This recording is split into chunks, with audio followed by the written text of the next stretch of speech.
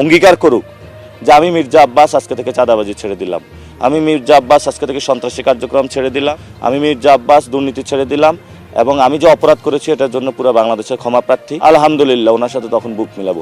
প্রধানমন্ত্রীর রাজনৈতিক উপদেষ্টা ও বিএনপির স্থায়ী কমিটির সদস্য মির্জা আব্বাসকে অপরাধমূলক ভয়ভীতি দেখানো সহ মানহানিকর বক্তব্য দেওয়ার অভিযোগে এনসিপির মুখ্য সমন্বয়ক নাসিরউদ্দিন পাটোয়ারীকে গ্রেপ্তার করেছে পুলিশ।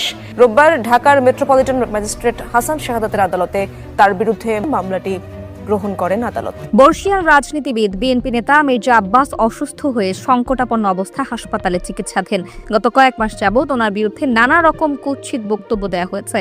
গালাগালি, অপবাদ, কটূক্তিকে রাজনৈতিক হাতিয়ারে পরিণত করে রাজনীতির অঙ্গনকে বিষাক্ত করে তোলা হয়েছে। বিএনপিপন্থী চিকিৎসক ডাক্তার সাখাওয়াত হোসাইন শান্ত বলেন, মির্জা আব্বাসের এই অসুস্থতায় নাসির পাটোয়ারীর ভূমিকা একেবারেই উড়িয়ে দেওয়ার মতো না। সামাজিক যোগাযোগ মাধ্যমে বিস্ফোরক মন্তব্য করেছেন অভিনেত্রী ও গত নির্বাচনে ঢাকা ৮ আসনের এমপি প্রার্থী মেঘনা আলম। মেঘনা আলম বলেন, মির্জা আব্বাসের কিছু হলে তার ৮০% দায়ী পাটোয়ারীর অনিয়ন্ত্রিত কথাবার্তা। শুক্রবার সামাজিক যোগাযোগ মাধ্যমে করা একটি পোস্টে এ মন্তব্য করেন তিনি। কেন হঠাৎ করে অসুস্থ হয়ে পড়লেন ঢাকা শহরের রাজনীতির এই মুকুটহীন সম্রাট? অভিযোগের তীর সরাসরি গিয়ে পড়ছে নাসিরউদ্দিন পাটোয়ারীর দিকে। কিন্তু আসলেই কি নাসিরউদ্দিন একাই দায়ী, নাকি এই অসুস্থতার নৈপথ্যে লুকিয়ে আছে আরো বড় কোনো রাজনৈতিক সমীকরণ? দর্শক, বাংলাদেশে এত চাঁদাবাজি থাকতে মির্জা আব্বাসকে নিয়ে কেন এত আলোচনা এবং সমালোচনার ঝড়? আপনারা জানেন, মির্জা আব্বাস গুরুতর অসুস্থ হয়ে তিনি সিঙ্গাপুরে অবস্থান করেছেন উন্নত চিকিৎসার জন্য। কিন্তু তার এই অসুস্থতাকে কেন্দ্র করে সামাজিক যোগাযোগের মাধ্যমে তুমুল আলোচনা এবং সমালোচনা ঝড় উঠেছেন। অনেকে দাবি করেন যে তার এই অসুস্থতার পিছনে প্রায় ৮০% দায়ী হচ্ছে এই নাসিরউদ্দিন পাটোয়ারী, কারণ তিনি গণমাধ্যমে, সামাজিক যোগাযোগের মাধ্যমে এই মির্জা আব্বাসের বিরুদ্ধে সরাসরি প্রতিবাদ করেছেন এবং তাকে চাঁদাবাজির দুর্নীতি বলে আখ্যায়িত করেছেন, যে কারণে মানসিকভাবে ভেঙে পড়েছেন এই মির্জা আব্বাস। আবার অনেকে বলেন যে এই অসুস্থতার পিছনে সরাসরি দায়ী বিএনপি, কারণ বিএনপি এই মির্জা আব্বাসকে মন্ত্রিত্ব দেয় নাই, যে কারণে মানসিকভাবে ভেঙে পড়েছেন এই মির্জা আব্বাস। দর্শক, রাজনীতির মহলে কি হতে চলেছে এবং ইতিমধ্যেই গুঞ্জন উঠেছে যে এই নাসিরউদ্দিন পাটোয়ারীকে মধ্যরাতে তার বাসা থেকে গ্রেফতার করা হয়েছে। দর্শক, এ বিষয়ের কিছু অংশ ভিডিওর শুরুতে শিরোনামে আপনারা দেখেছেন, বিস্তারিত পুরো ভিডিও জুড়ে। তার আগে আমার একটা অনুরোধ, যারা আমার চ্যানেলে নতুন আসছেন চ্যানেলটি সাবস্ক্রাইব করে ওয়াল ক্লিক করে বেল আইকনটি বাজিয়ে দিন। দর্শক, চলুন দেখে আসি মির্জা আব্বাসের এই অসুস্থতার পিছনে মূলত কে দায়ী, বিএনপি নাকি নাসিরউদ্দিন পাটোয়ারী, নাকি এই হাদির খুনি শুটার ফয়সাল এবং তার সহকর্মীকে ভারতে আটক করা হয়েছে এবং তাদেরকে রিমান্ডে নেওয়া হয়েছে এবং তারা যে কোনো সময় মির্জা আব্বাসের নাম ফাঁস করে দিতে পারেন, সেই ভয়েও মানসিকভাবে ভেঙে পড়েছেন মির্জা আব্বাস। দর্শক, ভিডিওটা অত্যন্ত গুরুত্বপূর্ণ, তাই ধৈর্য ধরে একটি লাইক এবং পুরো ভিডিওটা শেষ পর্যন্ত দেখতে থাকুন। মস্তিষ্কে পরপর 2 বার জটিল অস্ত্রোপচার, হাসপাতালের নিবিড় পর্যবেক্ষণে জীবন মৃত্যুর সন্ধিক্ষণে দাঁড়িয়ে আছেন বিএনপির এক সময়ের দণ্ড প্রতাপশালী নেতা মির্জা আব্বাস। পরীক্ষার পর পরীক্ষা চলছে, চিকিৎসকদের কপালে চিন্তার ভাঁজ। কেন হঠাৎ করে অসুস্থ হয়ে পড়লেন ঢাকা শহরের রাজনীতির এই মুকুটহীন সম্রাট? অভিযোগের তীর সরাসরি গিয়ে পড়ছে নাসিরউদ্দিন পাটোয়ারীর দিকে। অভিনেত্রী ও বিগত নির্বাচনে ঢাকা ৮ আসনের এমপি প্রার্থী মেঘনা আলম তো রাগঢাক না করেই বলে দিয়েছেন, মির্জা আব্বাসের আজকের এই অবস্থার জন্য ৮০% দায়ী নাসিরউদ্দিন পাটোয়ারীর অনিয়ন্ত্রিত কথাবার্তা। শুধু মেঘনা আলম নয়, বিএনপির আরও অনেক নেতাই মির্জা আব্বাসের এই করুণ পরিণতির জন্য নাসিরউদ্দিনকেই দোষছেন। কিন্তু আসলে কি নাসিরউদ্দিন একাই দায়ী, নাকি এই অসুস্থতার নৈপথ্যে লুকিয়ে আছে আরও বড় কোনো রাজনৈতিক সমীকরণ? যে নেতা সারা জীবন দলের জন্য অঢেল সম্পদ আর শ্রম ঢেলে দিলেন, নিজের দল কি তাকে উপযুক্ত সম্মান দিতে পেরেছিল, নাকি দলের ভেতরের অবমূল্যায়নও তাকে তিলে তিলে শেষ করেছে? মির্জা আব্বাস কোনো সাধারণ মাপের পলিটিশিয়ান নন। ঢাকার বুকে ৮-১০ জন সাধারণ নেতাকে এক পাল্লায় মাপলে মির্জা আব্বাসের ওজন হবে তার চেয়েও অনেক ভারী। আপনি যদি ঢাকায় বিএনপি রাজনৈতিক ইতিহাসের পাতা উল্টান, তবে খুব সহজেই বুঝতে পারবেন বিএনপি এবং মির্জা আব্বাস একে অপরের পরিপূরক। একটি রাজনৈতিক প্রতিষ্ঠানের টিকে থাকার জন্য যা যা প্রয়োজন, অর্থের যোগান দেয়া, মাঠ পর্যায়ের কর্মী সরবরাহ করা, নেতা কর্মীদের শেল্টার দেয়া থেকে শুরু করে সঠিক দিক নির্দেশনা দেয়া, এসব কিছুর একাই নিখুঁতভাবে সামলেছেন মির্জা আব্বাস। তিনি শুধু নিজের জন্যই রাজনীতি করেননি, দলের জন্য নিজেকে উজাড় করে দিয়েছেন। দেশের প্রতিটি আন্দোলন সংগ্রামে দলের অন্যতম প্রধান প্রাণভ্রমরা ছিলেন তিনি। প্রভাব বিস্তার করেছে। তারা বাংলাদেশে বিভিন্নভাবে অশান্তি সৃষ্টি করছে।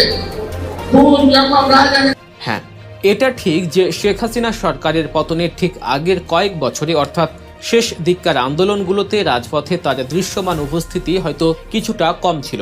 এটা নিয়ে অনেকের মনে অসন্তোষ থাকতে পারে, কিংবা অ্যাকশন নেয়ার ক্ষেত্রে তার কার্যকর ভূমিকা না রাখা, এটা নিয়েও দলের ভেতরেই নানা প্রশ্ন উঠতে পারে। কিন্তু তাই বলে দলের কঠিন সময়ের আর্থিক সহায়তা, কর্মীদের শেল্টার দেয়া কিংবা অসংখ্য নেতাকর্মীর ভরণ পোষণের দায়িত্ব নেয়া, এই বিষয়গুলোতে মির্জা আব্বাসের যে অবদান তা কোনোভাবেই অস্বীকার করার উপায় নেই। এই বিষয়গুলো দলের কারোরই অজানা নয়। তিনি হঠাৎ করেই উড়ে এসে জুড়ে বসা কোনো নেতা নন। স্বাধীনতা লগ্ন থেকেই তিনি রাজনীতির সাথে যুক্ত। শাহজাহানপুরে তার পরিবারের এক বিশাল আধিপত্য ও ঐতিহ্য রয়েছে। শহীদ প্রেসিডেন্ট জিয়াউর রহমানের হাত ধরেই তার মূলধারার রাজনীতিতে পদার্পণ। কনিষ্ঠ একজন কাউন্সিলর হিসেবে শুরু করেছিলেন, আর তারপর থেকে আর পেছনে ফিরে তাকাতে হয়নি। ঢাকার শাহজাহানপুরের এলাকার বেশিরভাগ সম্পত্তির মালিক তার পরিবার। এমনকি কমলাপুর রেলওয়ে স্টেশনের আশপাশে অনেক সরকারি প্রতিষ্ঠানও গড়ে উঠেছে তার পারিবারিক সম্পত্তির উপর। ৮০-র দশক থেকে যারা ঢাকা রাজপথে দাপিয়ে বেরিয়েছেন, তাদের কাছে মির্জা আব্বাস এক পরিণত নাম। কাউন্সিলর থেকে শুরু করে মেয়রের দায়িত্ব পালন করেছেন, হয়েছেন সংসদ সদস্য, সামলেছেন মন্ত্রিত্বও। স্বৈরাচার এরশাদ পতন আন্দোলন থেকে শুরু করে যে কোনো আন্দোলন সংগ্রামে একেবারে সামনের সারিতে দাঁড়িয়ে নেতৃত্ব দিয়েছেন এই দাপুটে নেতা। কিন্তু মুদ্রার উল্টো পিঠটাও আমাদের দেখতে হবে। একদিকে নাসির উদ্দিনের অনুসারীরা তাকে প্রকাশ্যে অপমান অপদস্থ করেছেন, যা তার মতো একজন বর্ষিয়ান নেতার জন্য চরম মানসিক যন্ত্রণার কারণ হয়েছে।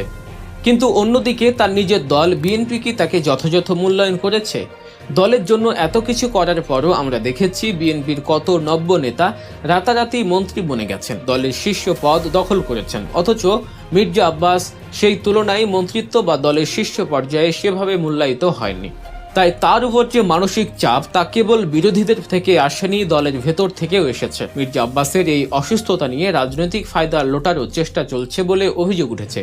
সাবেক প্রধান উপদেষ্টার উপপ্রেস সচিব আজাদ মজুমদার এই বিষয়ে কড়া সমালোচনা করেছেন। তিনি স্পষ্ট করেই বলেছেন, মির্জা আব্বাসের অসুস্থতা নিয়ে একটি মহল রাজনৈতিক ফায়দা লোটার চেষ্টা করছে। তিনি মনে করিয়ে দেন, মির্জা আব্বাস একজন বীর মুক্তিযোদ্ধা, অথচ অতীতে এই মানুষগুলোর কাছ থেকেই তিনি এক বিন্দু সহানুভূতি পাননি। মির্জা আব্বাস এবং তার পরিবার বিগত বছরগুলোতে যে মানসিক নির্যাতন ও হয়রানির শিকার হয়েছেন তা ভুলে যাওয়ার মতো নয়। তার জীবন থেকে যে মূল্যবান বছরগুলো কেড়ে নেওয়া হয়েছে, সেই ক্ষতগুলো বাস্তব।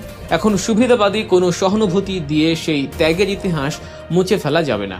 আজাদ মজুমদার আক্ষেপ করে বলেছেন, এখন কেউ কেউ ফায়দা লুটতে মির্জা আব্বাসের অসুস্থতার জন্য তার বর্তমান রাজনৈতিক প্রতিপক্ষকে দায়ী করার চেষ্টা করছেন। এই ধরনের কুতর্ক বা রাজনৈতিক কাদা ছোড়াছড়ি আসলে কোনো উপকারে আসবে না। রাজনীতিকে দূরে সরিয়ে রেখে এখন প্রয়োজন কেবল তার সুস্থতার জন্য প্রার্থনা করা।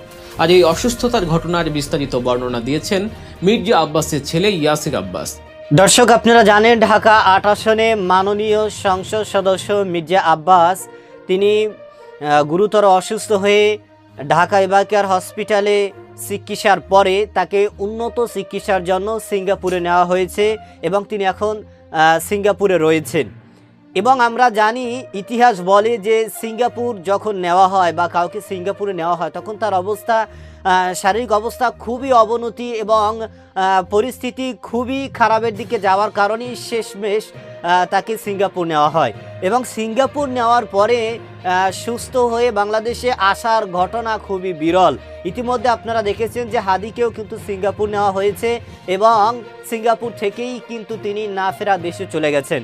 তো আমরা সকলেই আশাবাদী মির্জা আব্বাস তিনি সুস্থ হয়ে ফিরে আসুক এবং বাংলাদেশের মানুষের খেদমত করুক, এটাই আমাদের সকলের আশা। দর্শক, এই মির্জা আব্বাস অসুস্থকে কেন্দ্র করে সামাজিক যোগাযোগের মাধ্যমে নানান তথ্য এবং নানান আলোচনা ও সমালোচনার ঝড় উঠেছে। অনেকে দাবি করেন যে মির্জা আব্বাস যে অসুস্থ হয়েছেন এর পিছনে দায়ী হচ্ছেন নাসির উদ্দিন পাটোয়ারি।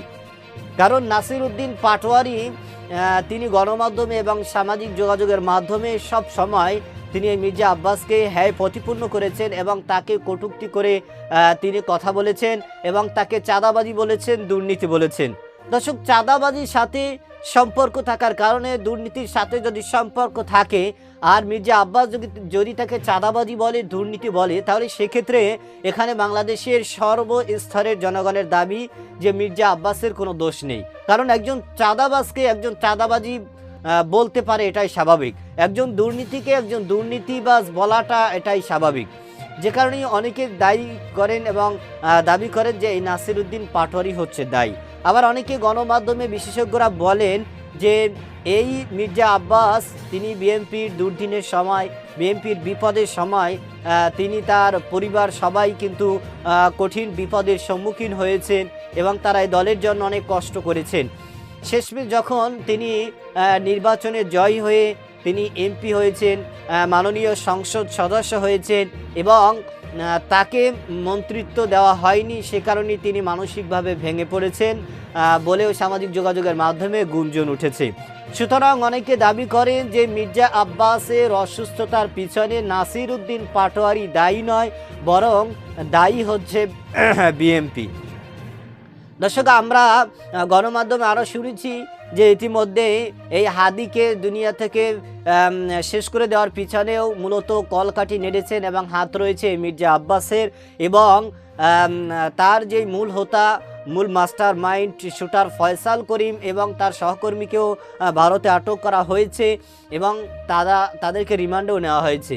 যে কোনো সময় তারা মির্জা আব্বাসের নাম ফাঁস করে দিতে পারেন। এই পেরেশানি, এই টেনশনের কারণেই কিন্তু মানসিকভাবে মির্জা আব্বাস ভেঙে পড়েছেন। দর্শক, আপনার কি মতামত সেটা আমাদের কমেন্ট সেকশন অবশ্যই জানাবেন। আজ এ পর্যন্তই। সুস্থ থাকবেন, ভালো থাকবেন। দেখা হবে আগামী কোনো ভিডিওতে, কথা হবে নতুন কোনো বিষয় নিয়ে। সে পর্যন্ত ভালো থাকবেন। খোদা হাফেজ।